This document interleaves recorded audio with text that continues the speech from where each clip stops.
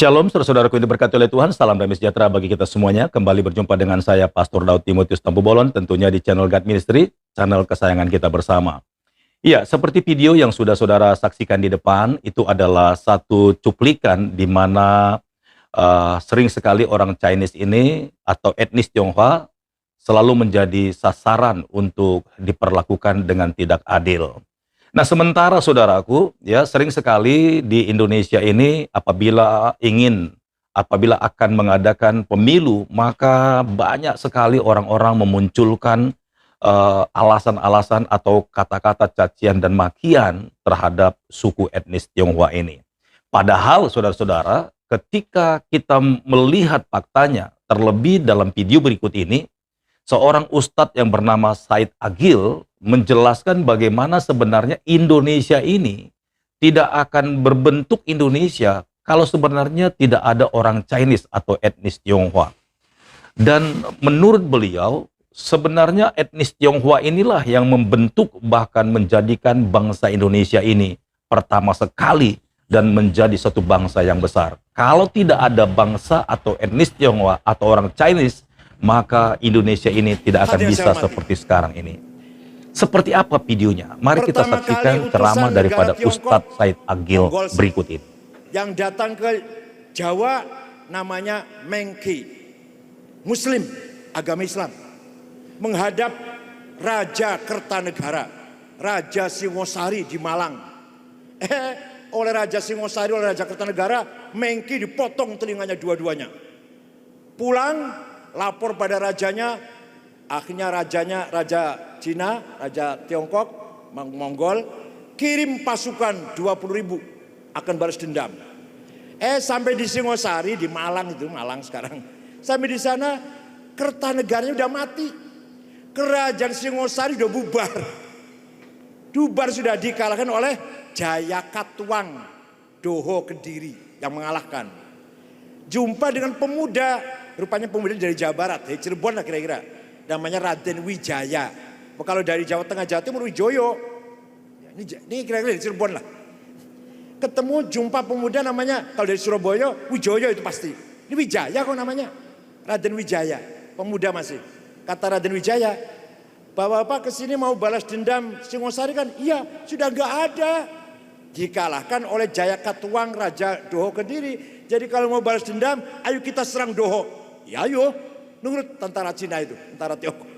Maka Doho diserang atas provokasi dari Raden Wijaya. Doho kalah, berdirilah Majapahit. Itu pertama kali Raden Wijaya. Tidak lama, entah kenapa, dengan pasukan Tiongkok ini ada konflik Raden Wijaya ini. Yang melawan diusir sebagian ke Kalimantan Barat, Singkawang, sebagian ke Sumatera Selatan, ya Palembang. Orang Palembang sipit-sipit lah kira-kira itu. Nggak bisa dibuang itu, nggak bisa dibuang. Ciri-ciri, karena tentara Tiongkok diusir oleh Brawijaya pertama itu sebagian ke Sumatera Selatan. Nah, nanti Brawijaya keempat, Hayam Wuruk, punya patih besar namanya Gajah Mada. Itulah puncaknya Imper Gajah Majapahit. Sampai ke Filipina Selatan, Sri Lanka, Patani, semua Majapahit semua itu. Sumpah Palapa yang disumpahkan oleh Patih Gajah Mada ingin mempersatukan kepulauan yang luas ini dengan dinamakan Palapa Nusantara. Maka tidak ada sumpah Palapa kalau tidak ada Majapahit. Tidak ada Nusantara kalau tidak ada sumpah Palapa. Dari sumpah Palapa Nusantara itulah yang menginspirasikan Sumpah Pemuda tahun 28 yang digagas oleh para pemuda-pemuda nasionalis, aktivis. Terjadilah manifestasi politik kebangsaan, satu bangsa, satu nusa, satu bahasa. Dari situ semangat proklamasi 17 Agustus 45. Jadi kalau diurut begini Bu, kalau diurut nih. Tidak mungkin ada proklamasi 17 Agustus 45 kalau tidak ada Sumpah Pemuda. Tidak ada Sumpah Pemuda kalau tidak ada Sumpah Palapa. Tidak ada Sumpah Palapa kalau tidak ada Majapahit. Tidak ada Majapahit kalau tidak ada pasukan dari Cina. Kesimpulannya, tidak akan ada Indonesia kalau tidak ada Cina. Kesimpulannya, tidak akan ada Indonesia kalau tidak ada Cina. Kesimpulannya, tidak akan ada Indonesia kalau tidak ada Cina.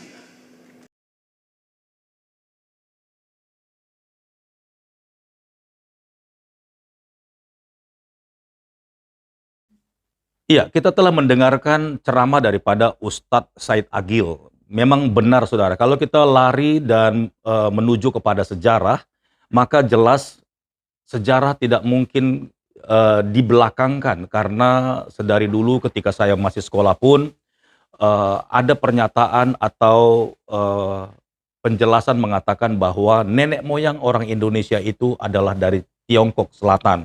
Nah, kita tahu bahwa orang Tiongkok itu jelas adalah pedagang seperti orang Chinese yang kebiasaan mereka memang adalah berjualan atau berdagang. Tentu keberadaan daerah itu dari segala kebutuhan, baik kita melihat dari elektronik, ya, dari dunia elektronik ataupun kebutuhan sehari-hari, maka daerah itu tidak akan bisa didatangkan.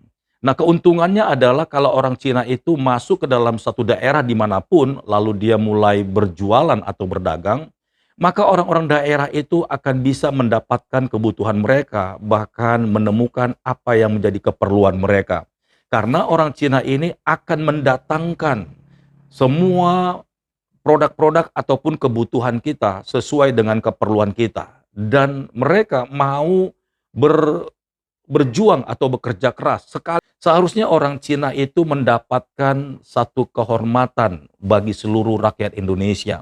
Karena tanpa mereka, tanpa jerih payah mereka, tanpa perjuangan mereka, tanpa jerih payah ataupun usaha mereka, tentu dimanapun kita tinggal atau daerah-daerah kita berada, kita masih hidup ya seperti 50 tahun yang lalu, karena kita tidak bisa mendatangkan barang-barang atau produk-produk yang mungkin lebih canggih daripada apa yang kita tahu.